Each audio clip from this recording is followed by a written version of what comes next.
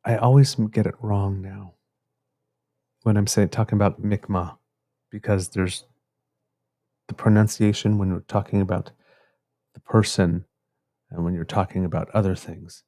I can never remember which is which, so I'm very, very sorry if I'm going to say it incorrectly. But he is of the culture, and on January 31st, he said, posted a tweet, "Tonight, Mi'kmaq people historically fed Apuknajit, the winter spirit. It is the start of the Lunar New Year, and typically the prayers would be to thank Apuknajit for keeping you alive, warm, fed, and healthy up to this time, the middle of winter.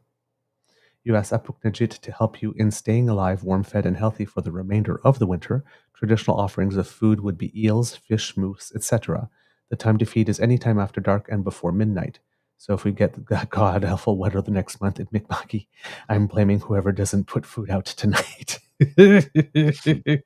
And you did kind of get that winter one thing. So there might have been a couple of people. Mi'kmaq. Yeah, Mi'kmaq. Like I said, I'm not sure just which is which, Mi'kmaq or yeah. But I do have to look it up because I do want to bring more stuff like that and make sure that I get it right. And of course, not too long ago, or I think it was like 2 nights ago, I think it was the Lunar New Year within the Chinese community. So for anybody and everybody who's celebrating, just wanted to bring that Happy New Year, and hope that your celebrations were joyous, had lots of love, lots of family, lots of good eats, lots of song, lots of celebration, and just some all around good naturedness. All right. Mr. Grizzly, do we have a show? We do indeed, sir. And I All have right. a little Easter egg that we talked about on Saturday that I said I would save and bookmark for today, which I have. We'll show you that in a few minutes. All right. It's another piece of positive news. Yeah, see it shortly. There we go. And yes, thank you, Kit Christian, for the pronunciation trips. It's Migma with a G and not a K, even though it's spelled with a K. You actually say it. And then there's, like I said, but I still want to know what is the word, because it might also be different between singular and plural and stuff as well. I don't know. A person and things. But I will ask. I will ask. I'll ask Bryson actually, and Jarvis. Mhm. Yeah, Yes. to get me up to speed there, so I do it right. Because I do Well, care we about like to doing it get- right, but I wanted to make sure everybody knows that I actually don't know. So I don't. We want to get it right, but we're going to make mistakes because we're human. That's the end of this episode of the Daily Beaver Morning Show. We hope that you loved listening to us because we love making this for you. Remember that sharing is caring, so please tell your peeps and poops all about us. It helps us out a lot. Thank you, Kit Christian. All good, homie. Peace to you too. So yes, please tell your peeps and poops. And if you do not want to miss an episode, well, you don't have to, thanks to the Ray Girl, the fabulous, feisty, and fierce The Ray Girl, who sponsors our pod page. That's podpage.com/The True North Eager Beaver, lowercase letters with a hyphen between each one of those words. Or you just scan the QR code being underneath my chin right there. Take That you will right bring there. you there. Yep. And that way, when we have something fresh off the bandwidth, it goes directly to your inbox. Also, if you'd like to support us in other ways, then you need to make like Kit Elaine and go to our YouTube page, True North Eager Beaver Media, on YouTube, and play with all our buttons. Like, share, and subscribe. Lick them all. Fun for the whole family.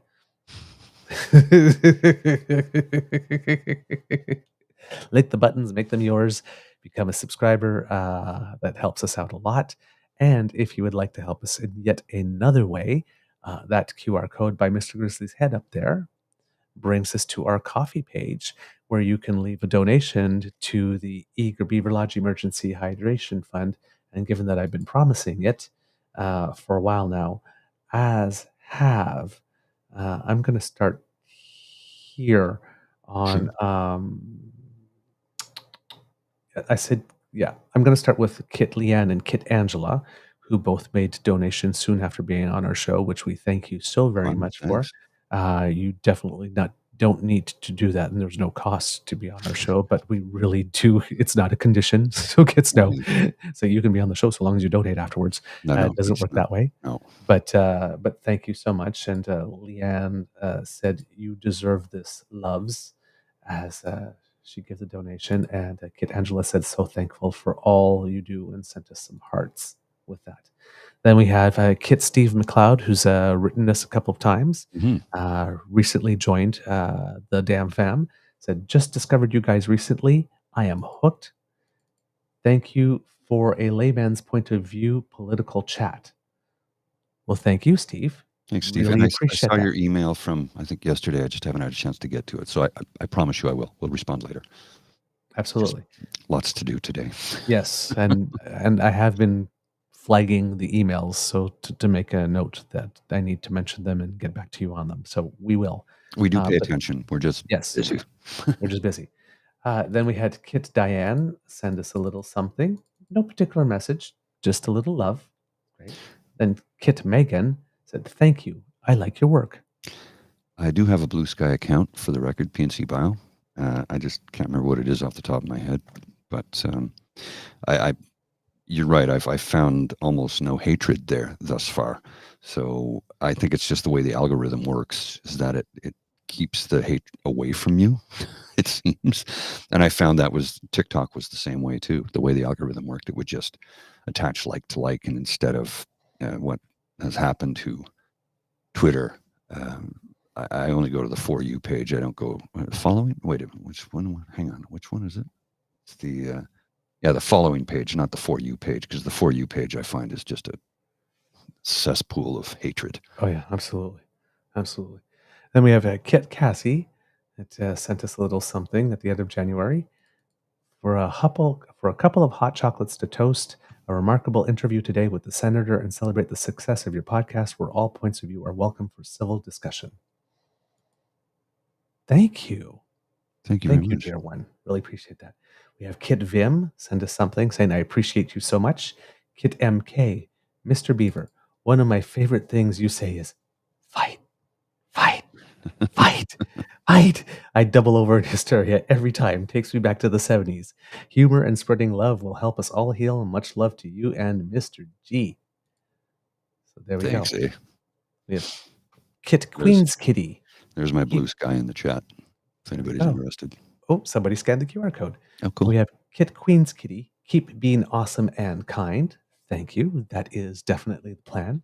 Kit Janet goes, thank you for your podcast. I don't always get to watch live anymore, but I still watch every day. Lots of love to both of you with a big heart. Thank you, Kit Janet. We have Kit Rebecca said, thank you for your analysis while sending us a little something. Kit Cassie, once again, you are very, very good to us. Because I want to support unbiased conversations about Canadian current events. Much love to you, lads. Thanks. Thank you. And catching us up to date, Kit Moondimon. Thank you. Thanks for your curation of Canadian news. It's the first thing I listen to when I start work in the morning. Oh, wow. Thank you very much. So, and another scan of the QR code. Well, thank you so much, everyone. So yes, those are our thank yous that we needed to give, and a lot of them overdue for a lot of the tips that were sent to us. Thank you very much.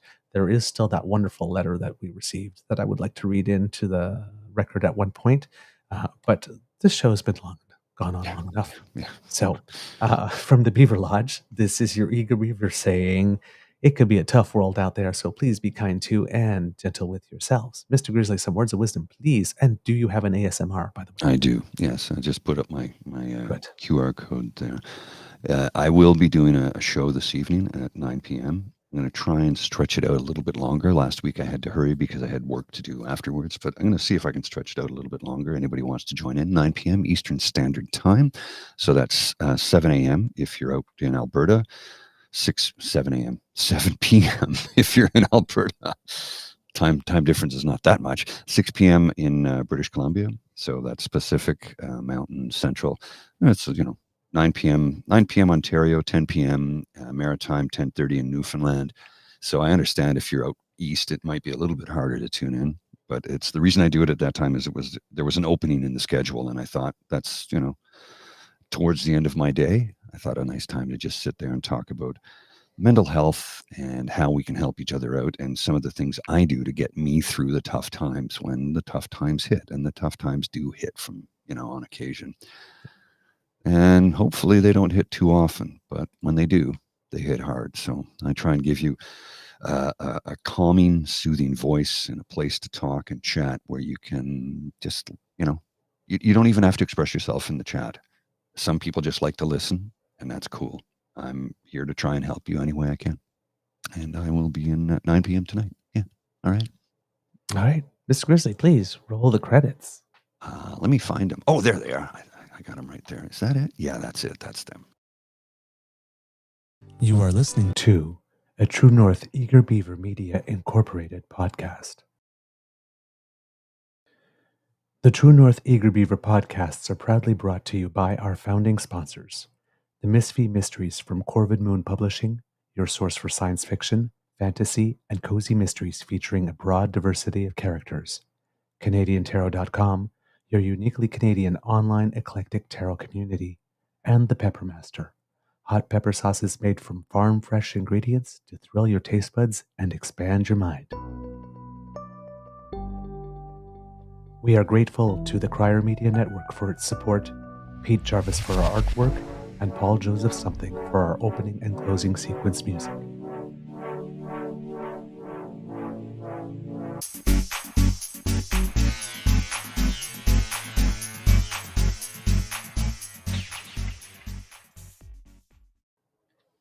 So I did suggest earlier that I had a quick little Easter egg that is a nice thing some positive words. And I'm going to put this on the screen and I'll read it out for those listening in. And this is from Dan at Velo Veritas.